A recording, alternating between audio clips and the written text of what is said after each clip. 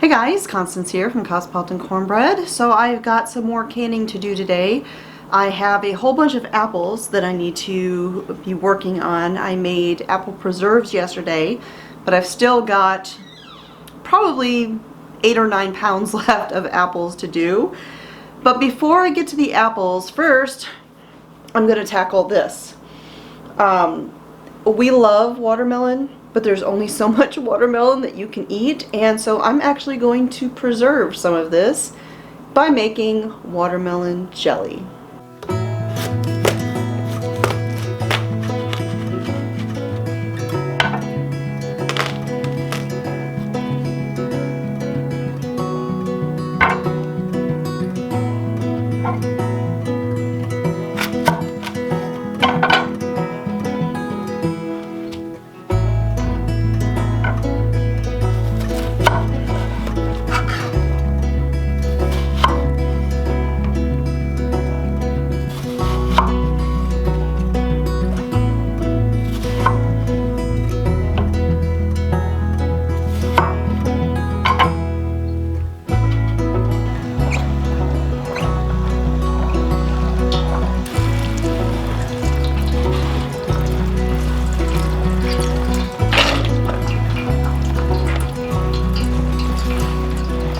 So the first step is to juice the watermelon.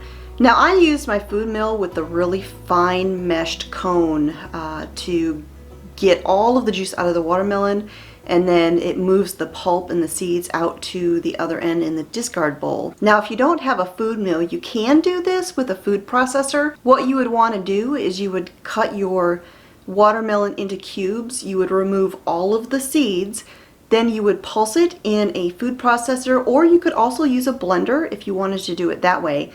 Then you would need to strain your watermelon through cheesecloth and get all of the pulp and debris out so that all you had left was the juice. So now as you can see, I have a ton of watermelon juice here.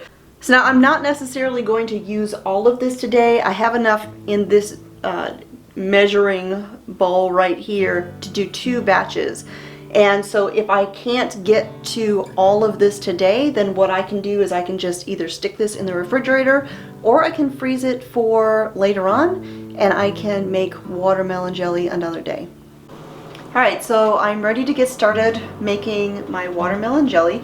I have 2 cups of the watermelon juice here in my pot. I've got 5 cups of sugar, 1/3 of a cup of white wine vinegar, and 1/4 of a cup of bottled lemon juice. So I am going to add the vinegar. Actually, let me get a picture first.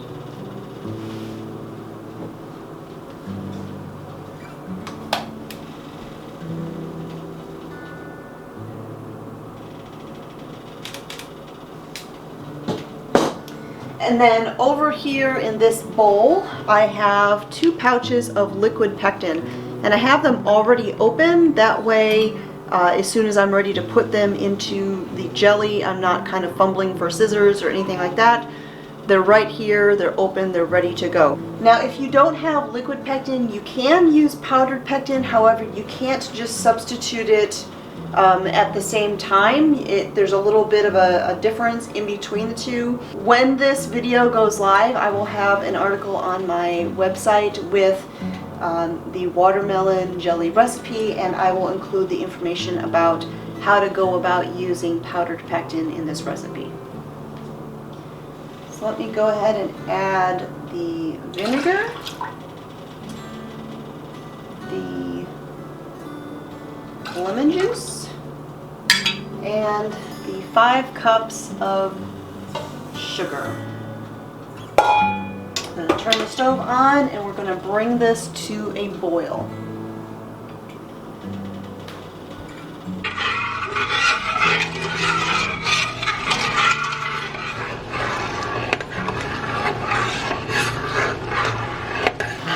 Alright, so it is at a full boil, and it is boiling like crazy right here. I've got the timer going for 1 minute.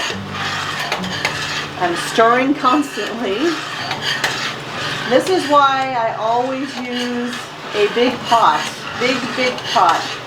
because look at how you can see the top of this jelly. This, when you are making jellies and jams and they come to this full-on boil, the volume expands just tremendously.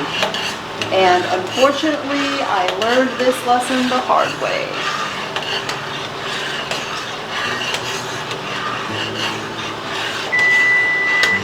Alright, I'm going to take it off of the heat for just a second.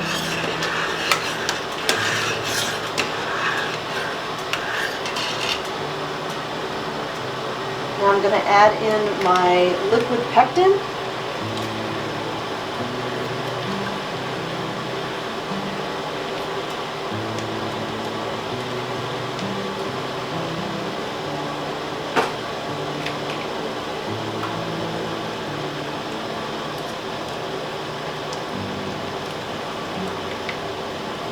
I kind of roll it down to get every bit of it out of there. Alright, back to the heat, and we're going to bring it back up to a full boil once again and let it boil for 1 minute. Alright, so it just got done doing its 1 minute boil. I'm going to stir it for a minute here while it settles down. I've taken it off of the heat. And I've got my hot jars over here ready. Now, if you've got a bunch of foam on your jelly, you do want to go ahead and remove that. Alright, so I'm jarring this up in 1/2 pint jars, and I'm going to give it a 1/4 inch headspace.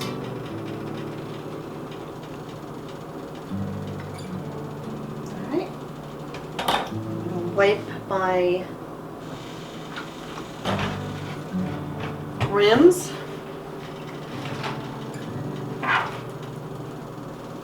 And this is just a damp rag, and I just kind of gave it a little splash of vinegar. Helps cut through anything that's on the rims of these jars.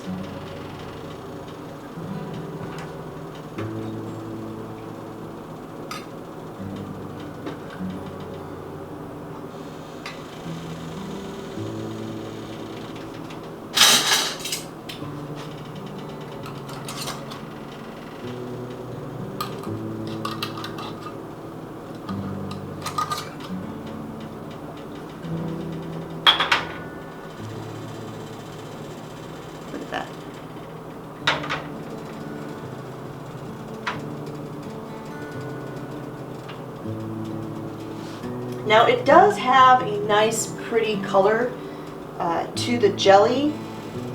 If you want it to have an even more intense color, brighter red, you know, like a watermelon, you can add a couple of drops of red food coloring to it at the beginning when you put in your watermelon juice.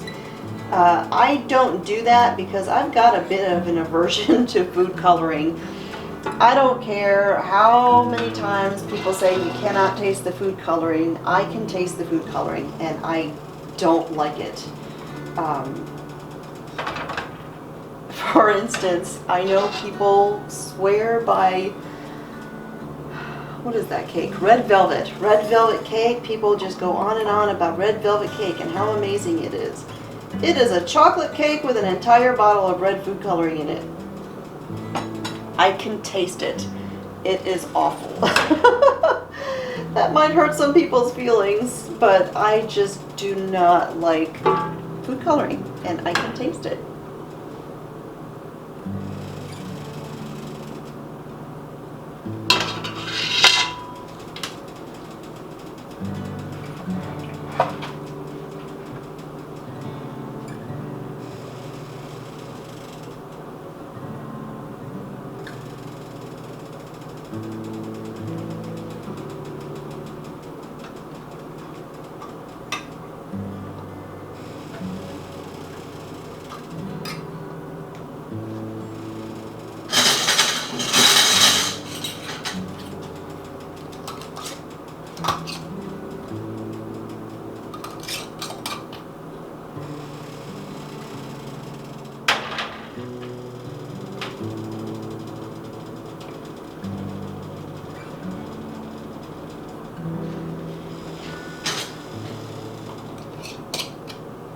All right, and into the canner. These are going to process in a hot water bath or steam canner for 10 minutes. All right, my first batch is done. I've got my second batch prepped. So I'm going to go ahead and transfer these over here to the counter to start cooling down.